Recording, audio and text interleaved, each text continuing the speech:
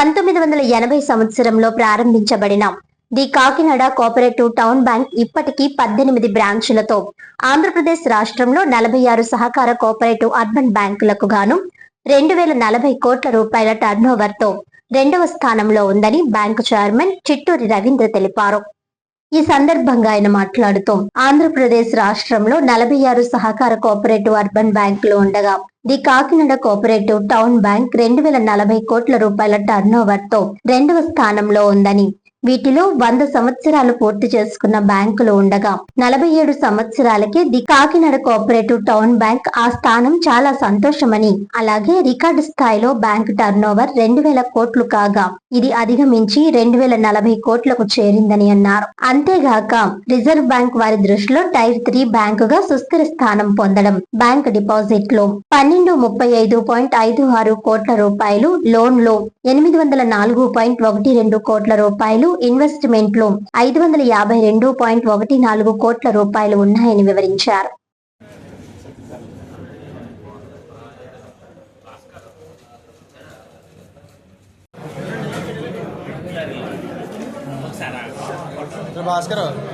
Kakinada cooperative town bank 1980 సంవత్సరంలో ప్రారంభించబడి 18 బ్రాంచీలతోటి 45 సంవత్సరాలు విజయవంతంగా పూర్తి చేసుకున్న 46వ సంవత్సరం వార్షిక నివేదిక ప్రకారం 2025 సంవత్సరానికి బ్యాంక్ యొక్క ఆర్థిక వివరాలను తెలియజేస్తున్నాం. 25 అంటే 26 కదండి. రాష్ట్రంలో సుమారు 45 వరకు బ్యాంకులు ఉన్నాయి. Cooperative urban banks 45 cooperative urban బ్యాంక్స్లో సుమారు 11 కానీ 12 కానీ 100 సంవత్సరాలు పూర్తి చేసుకున్నటువంటి బ్యాంకులు ఉన్నాయి. మనం అతిపెద్ద బ్యాంక్ రెండో స్థానంలో ఉన్నాం. మొదటిది విశాఖ బ్యాంక్ ఉన్నట్లయితే రెండోది కాకినాడ కోఆపరేటివ్ టౌన్ బ్యాంకు. మనం ఆర్బీఐ గైడ్లైన్స్ ప్రకారంగా టైర్ 3లో ఉన్నాం. టైర్ 3లో ఉండటం వలన ప్రతి సంవత్సరం ఆడిటింగ్ జరుగుతూ ఉంటుంది. ఆ ఆడిటింగ్లో మనకి 2025 మార్చి వరకు కూడా రిజర్వ్ బ్యాంక్ వారు వచ్చి ఆడిటింగ్ చేశారు. దాంట్లో కంప్లైంట్స్ రిపోర్ట్స్ ఏమీ లేవు, బాగానే చేస్తున్నామని చెప్పి కూడా వారు మాటల్లో చెప్పడం జరిగింది. అదేవిధంగా మనకి ఈ సంవత్సరం ఏదైతే మేము టార్గెట్ పెట్టుకున్నామో 2000 కోట్లు టర్న్ ఓవర్ ఉండాలని చెప్పి టార్గెట్ పెట్టుకున్నామో ఆ టార్గెట్ రీచ్ అవ్వి 2040 కోట్ల రూపాయలు మనకి చేయటం జరిగింది అని చెప్పేసి, అదేవిధంగా ప్రతి సంవత్సరం ప్రాఫిట్లు లావాదేవీలు ఎలా ఉన్నాయో ఈ సంవత్సరం కూడా ప్రాఫిట్ ఆర్జించడం జరిగింది. అది మనకి 16.19 కోట్ల రూపాయలు ప్రాఫిట్ వచ్చింది. అదేవిధంగా మనకి లాకర్స్ ప్లాజా అని చెప్పేసి ఒకటి మనం పెట్టుకోవడం జరిగింది. వినపడతా? లాకర్స్ ప్లాజా అని చెప్పేసి ఒకటి పెట్టుకోవడం జరిగింది. ఆ లాకర్స్ ప్లాజాలో ఎవరు వచ్చినా మనం లాకర్ తీసుకోవచ్చు. సుమారు ఇప్పుడు 800 లాకర్స్ అవైలబిలిటీ ఉంది. ఒకటి కన్స్ట్రక్షన్ చేసుకున్నాం. సుమారు 800 లాకర్స్ అవైలబుల్గా ఉన్నాయి. రేపు 1వ తారీఖు నుంచి మనం ఈ లాకర్స్ని ఆపరేట్ చేస్తాం. ఎవరైనా వచ్చి లాకర్స్ తీసుకోవచ్చు. ఈ లాకర్స్లో ఉన్న ఫెసిలిటీ ఏంటంటే మీరు ఎన్ని నెలలు వాడుకుంటే అన్ని నెలలకి రెంట్ కడితే సరిపోదు. అంటే ముందు కట్టడం మన 12 నెలలకి కట్టించుకుంటారు. కానీ మీరు 6 నెలలు పోయిన తర్వాత 5 నెలలు పోయిన తర్వాత మీరు వదిలేసినట్లు అయితే ఆ లాకర్స్కి మిగిలిన బ్యాలెన్స్ అమౌంట్ రీపే చేస్తారు. అదేవిధంగా ఎవరైతే లోన్ తీసుకుంటున్నారో ఆ లోన్ తీసుకునే వ్యక్తికి సకాలంలో ప్రతి నెల ఇన్స్టాల్మెంట్ పర్ఫెక్ట్గా కానీ కట్టినట్టు అయితే ఇంట్రెస్ట్లో 2% రిబేట్ ఉన్నది.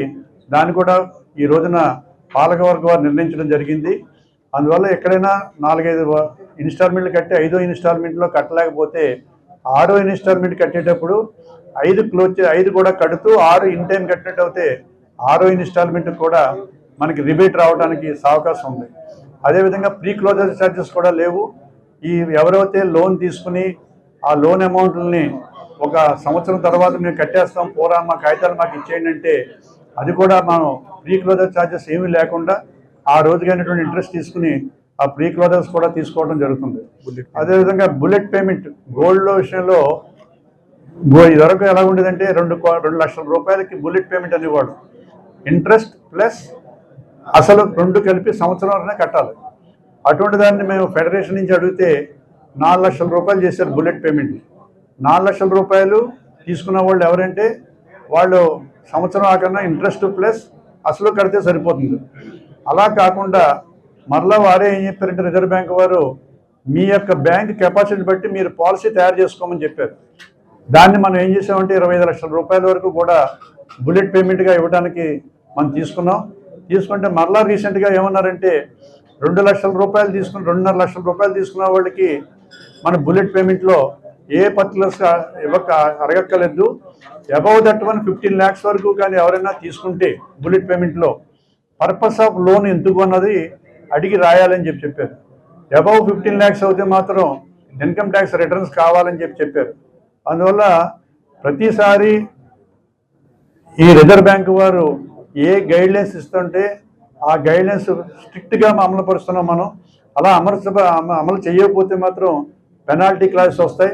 అందువల్ల దానికి ఏ విధమైనటువంటి ఆటంకం లేకుండా మనం తీసుకెళ్తున్నామని చెప్పేసి ఎన్పిఏ విషయంలో కూడా మనకి లాస్ట్ ఇయర్ కన్నా ఈ సంవత్సరం ఎన్పిఏ కొంచెం తగ్గడం జరిగింది. అంటే ఎన్పిఏ తగ్గాలి కూడా ఇప్పుడు కూడా 3.69 నుంచి 3.40 వచ్చాం ఎన్పిఏ విషయంలో. అదేవిధంగా నెట్ ఎన్పిఏ 0 కింద వచ్చింది. మనకి రిజర్వ్ బ్యాంక్ వారు ఎన్పిఏ నెట్ ఎన్పిఏ 7% వరకు ఉండొచ్చు. దాన్ని మనం బిలో 7% ఉన్నాం కాబట్టి గ్రాస్ ఎన్పిఏ నెట్ ఎన్పిఏ 3 ఉండాలి.